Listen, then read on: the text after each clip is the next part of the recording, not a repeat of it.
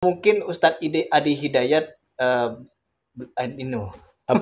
Kalau Ustadz Adi Hidayat itu jelas menyimpang kalau menurut saya, sangat menyimpang malah. sangat menyimpang dari Menyimpang fatwa Ustadz Adi Hidayat itu jelas menyimpang kalau menurut saya, sangat menyimpang malah. sangat menyimpang dari Karena fatwa tarjih. hal yang seperti itu tidak biasa keluar dari orang-orang Muhammadiyah. Apa yang disampaikan oleh Ustadz Adi Hidayat ini tidak keluar dari Muhammadiyah, meskipun saya sendiri itu mendatangkan protes dari banyak orang. Tapi saya memaklumi mereka nggak ngerti Muhammadiyah gitu. Masalahnya nggak ngerti paham-paham yang ada di Muhammadiyah. Kalau kemudian mereka itu mengerti seperti ideologi Muhammadiyah tadi, masalah tarjih dan kemudian masalah tajdid di Muhammadiyah, masalah fatwa dan sebagainya, tentu itu yang akan menjadi landasan untuk menentukan bahwa seseorang itu benar atau tidak. Maka kalau misalnya Adi Hidayat diseret kepada pemahaman tarjih Muhammadiyah tadi, jelas salah. Jelas salah ya? Ya, jelas salah. Karena memperselisih fatwa tarjih. Iya, karena menyelisih fatwa tarjih Muhammadiyah. Bismillahirrahmanirrahim. Assalamualaikum warahmatullahi wabarakatuh. Alhamdulillahi wassalatu wassalamu ala rasulillah Sayyidina wa maulana Muhammad ibn Abdullah wa ala alihi wa sahbihi wa man walah, la hawla wa la quwwata illa billah, amma ba'd. Saudara channel YouTube Ustadz Lawyer Dakwah dimanapun Anda berada, mudah-mudahan kita selalu dijaga oleh Allah Subhanahu wa Ta'ala, diberikan kesehatan lahir dan batin, dan senantiasa diberikan kemudahan daripada segala macam urusan kita oleh Allah Subhanahu wa Ta'ala. Saudara yang dirahmati oleh Allah Subhanahu wa Ta'ala, manusia itu sudah hakikatnya dari dia hidup di dunia, bahkan dia meninggal dunia pun tidak terlepas dari yang namanya pembicaraan orang lain, tidak terlepas daripada penilaian orang lain. Namun yang jadi perbedaan di sini, penilaian orang lain itu ada betul, ada salah. Ada yang berbicara di hadapan kita, ada yang berbicara di belakang kita. Artinya di sini saya ingin tekankan bahwa jangan pernah lupa bahwasannya gerak-gerik kita selalu dinilai orang lain. Hanya saja Islam memberikan batasan kepada kita di saat kita menilai daripada orang lain. Sebagaimana Al-Imam Al-Ghazali mengatakan, inna min adabid din alla yusari'al mar'u ila ilsaqit tuhami wal khata'i bin nas. Sungguh termasuk adab dalam agama adalah tidak tergesa-gesa menuduh dan menyalahkan daripada orang lain. Dan Imam An-Nawawi juga mengatakan, yajibu 'alal muslim an yakuna hadiran fi isdaril ahkami 'alan nasi wa an yatawaqqa' min as-sur'ati fi ilsaqil khata'i bihim.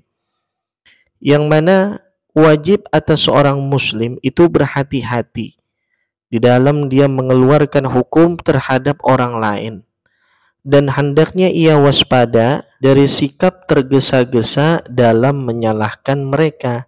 Artinya begini loh, kalau dicermati daripada video tadi, bahwa mereka berdua memiliki pendapat bahwa Ustadz Adi Hidayat itu telah salah menyimpang dari aturan organisasi.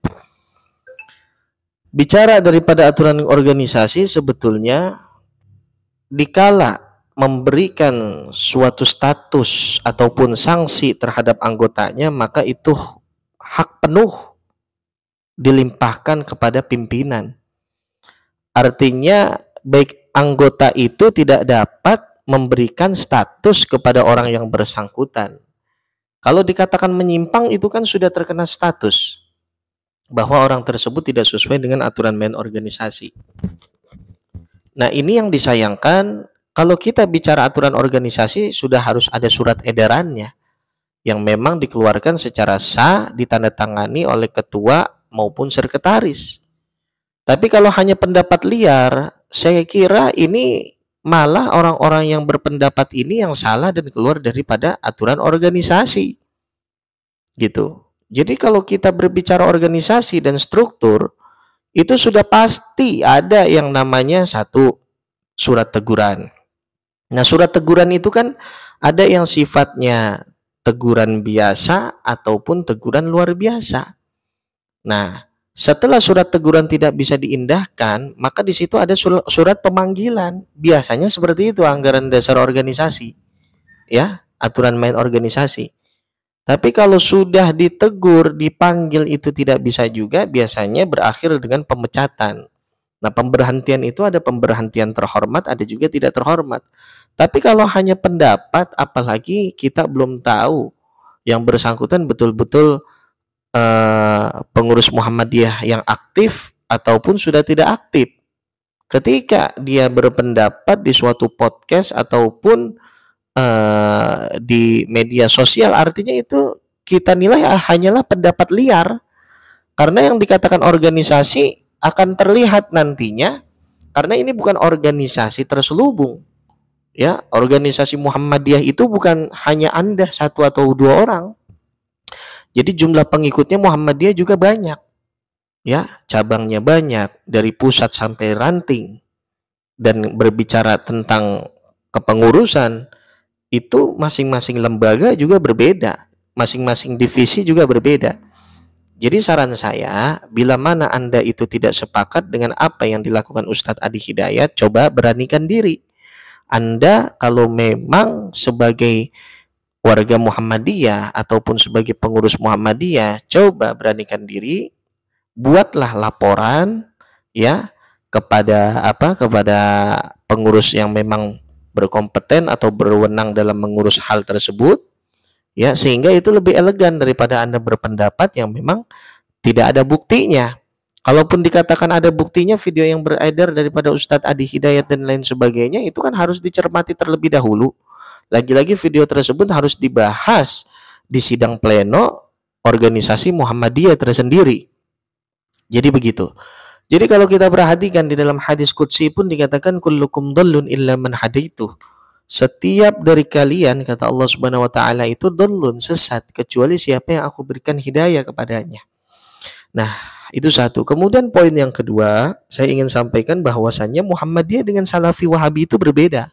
Apa contohnya? Ini ada contoh di mana ada perbedaan harakah, ya, yang memang signifikan saya katakan antara Muhammadiyah dengan Salafi. Seperti halnya ada suara Muhammadiyah. Di sini menjelaskan beda Muhammadiyah dan Salafi.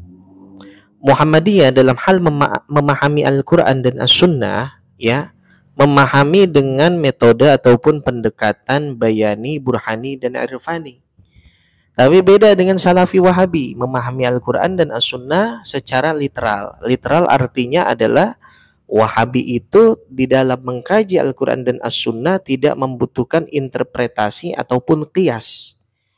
Tidak membutuhkan tafsir, ini yang bahaya. Nah, kemudian Muhammadiyah di dalam berdakwah kepada muslim dan non-muslim dengan prinsip hikmah. Sebagaimana di dalam Al-Quran diajarkan ud'u ila sabili rabbika bil hikmah wal mau'izatil hasanah. Jadi berdakwahlah kalian itu dengan hikmah, ya, di jalan Allah Subhanahu wa taala dengan hikmah, dengan nasihat yang baik. Tapi kalau Wahabi kepada muslim saja agar bermanhaj salaf, non-muslim dipandang kafir. Jadi yang muslim wajib mengikuti mereka dan non-muslim juga dipandang kafir. Nah, kemudian Muhammadiyah dalam hal perempuan, peran domestik dan publik. Artinya perempuan di sini memiliki peran domestik dan publik. Tampil perempuan itu, ya, tampil sesuai dengan batasan-batasan syariat, ya. Kemudian kalau menurut Wahabi, perempuan itu sektor domestik berpergian harus didampingi mahram. Jadi sangat-sangat ketat, gitu kan. Pernikahan prinsip utama monogami kalau Muhammadiyah.